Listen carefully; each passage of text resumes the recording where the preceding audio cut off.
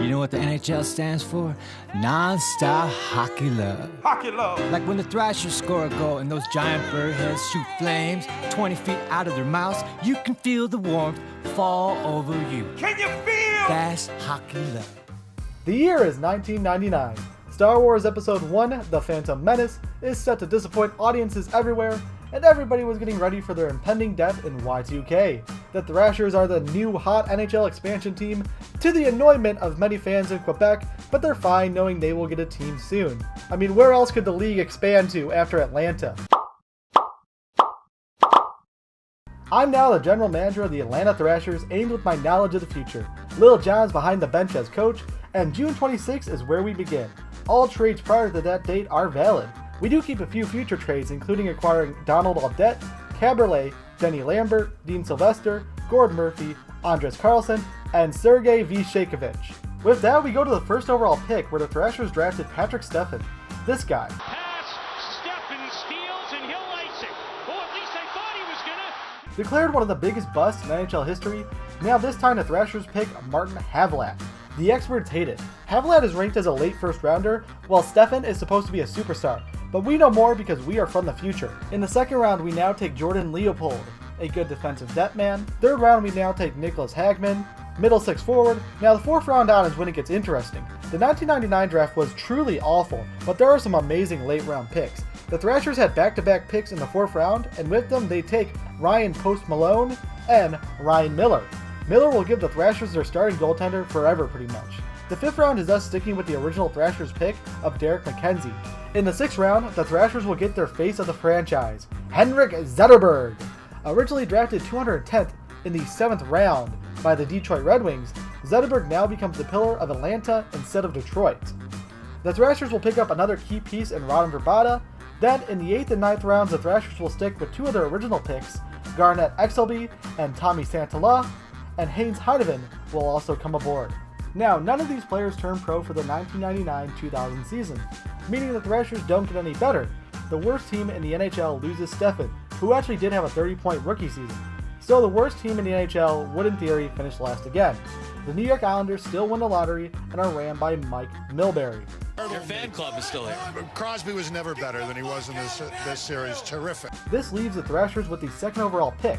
We stay with the original Thrashers draft pick of Danny Heatley. Now, Heater was an electric player, so great in Atlanta, but there is also a sad history to talk about. On September 29, 2003, Danny Heatley was speeding and crashed his car. It took the life of Dan Snyder, an undrafted young Thrashers forward who had worked so hard to make it to the NHL. In this hypothetical video, I struggled with what I should do with it. I did not want to ignore his death. Heatley's guilt also played a part in him wanting out of Atlanta. In this video, Heatley will stay in Atlanta and play for Snyder. There is also a link to the Dan Snyder Foundation down below. In honor of Dan Snyder, they provide scholarships to young athletes and sponsor other community events in his hometown. The rest of the draft in 2000 would see the Thrashers draft Paul Martin, Lubomir Wisnowski, and John Michael Wiles.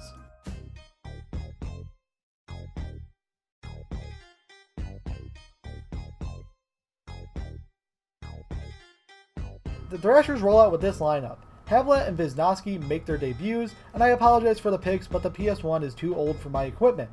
Havlat would have a 40-point rookie season, 35 goals and 5 assists. Give him the Calder and the Cy Young Award. Wisnowski would have a 35-point rookie season, and their rookie years propelled the Thrashers to finishing 18th in the league. The Cup champ is still the Avalanche, while the Art Ross goes to Pavel Bure, and the Hart goes to Kozlov. Lindstrom on the Norris, and Hasek takes home the Vezina, with Varlamov taking the Calder somehow. 35-goal rookie season for Havlat. He can't win it? Come on. This season has major draft shakeups. First, Kovalchuk is now a Montreal Canadian instead of a Thrasher. Jason Spezza is now on Tampa. Stephen Weiss a Blue Jacket, and Mikko Koivu becomes a New York Ranger. Our Thrashers now hold the 12th pick in the draft and select Dan Hamhuis. A reminder, we undid most previous trades, so the Thrashers still hold all their original picks. It comes in handy here when at 42 overall we take Jason Pominville, and later in the draft Patrick Sharp, Jussi Jokinen, Ryan Clough, and P.A. Parento.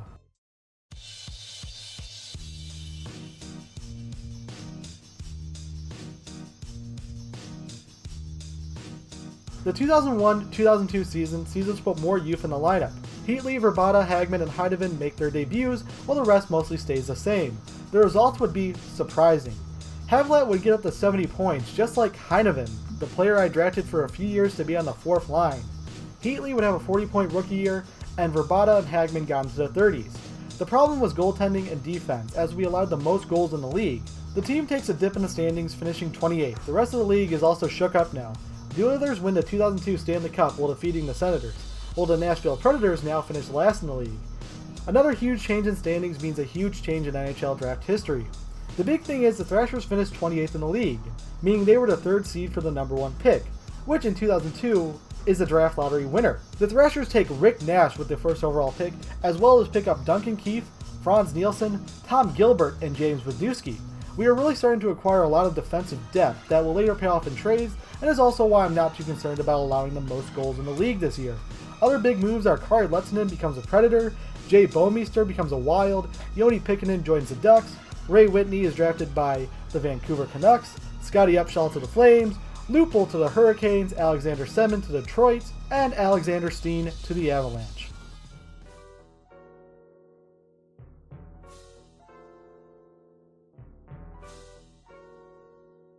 (2002-2003) is here. The Thrashers will lose Ray Ferraro to retirement. The Thrashers need someone to center that number 1 line. The real-life Thrashers were oddly enough in the same position at this moment too. Although we have Zetterberg, we can't push him into the first-line role in his first year. The real-life Thrashers went out and acquired a disgruntled Mark Savard, who was unhappy with the Flames. The Thrashers gave up center Ruslan Zaynolin, who was not very highly regarded at the time, but a somewhat recent high second-round pick. This also happened in November, after the relationship between the Flames and Savard got a lot worse. We make this trade but earlier, giving up Haynes Heineman, the rookie who put up 70 points in the previous year somehow. That production is by no means sustainable, but it's a better return than Zane Nolan, and I believe the Flames would take this deal even before it got worse. For us, Heineman represents a glitch that I will use to my advantage. Maybe he does turn out in all this after finally being given a true NHL chance, which the physical forward never actually really got in real life. The bigger part now is Savard submits himself between Heatley and Havelat. This is probably the best our offense has looked. While the D is maybe better, maybe worse, it's still not our strong suit. The 2 rookies who joined the lineup on D won't be there for long. Well, in net, we had Tom Barrasso in free agency, a great veteran goaltender who is way past his prime, but can provide solid backup and mentorship to Milan Halika, who will be our goaltender till Ryan Miller comes along. Despite finishing 15th in the league, we missed out on the playoffs by 2 points, finishing as the 9th seed in the East. Danny Heatley would score 32 goals for us to lead the team, while Andrew Burnett would lead in points with 84. Barrasso and Halika provided better goaltending despite some offensive drop-offs. The Cup champ would be the Washington Capitals as they defeat the Colorado Avalanche. The Hart goes to Peter Forsberg, the Norris to Sergei Gonchar, Rick Nash will net the Calder for us, while Felix Potvin got the Vezina. Now the draft this year starts to be when the NHL really gets messed up. There's a lot of changes, so we're going to go through them kind of quick. The Rangers had the best draft odds, but lose. The winner? The Chicago Blackhawks, who pick up Marc-Andre Fleury.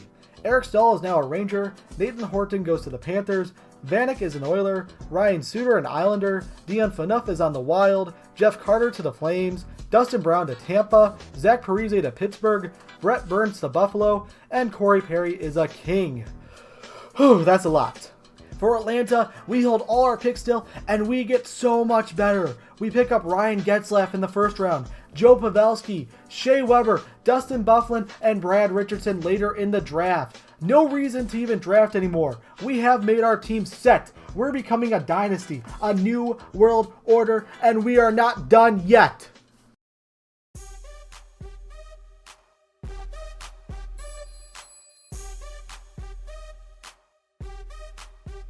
We continue to inject more youth into our lineup. The entire 4th line is rookies.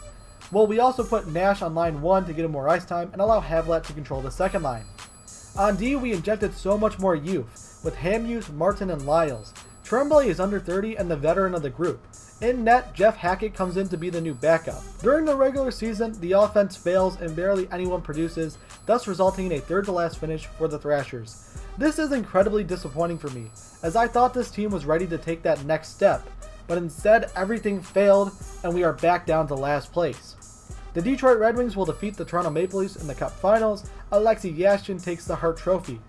Now, on the next episode, we move on to the 2 drafts that define the NHL for the next decade, the Ovechkin and Crosby drafts. Thanks for watching. I hope you guys like this. This is the start of a new series I'm doing, so leave your feedback on it in the comment section below. I'm always looking for ways to change and improve, so anything you guys have, any advice, any idea that comes into your mind, please tell me it below. Again, thank you for watching. Peace.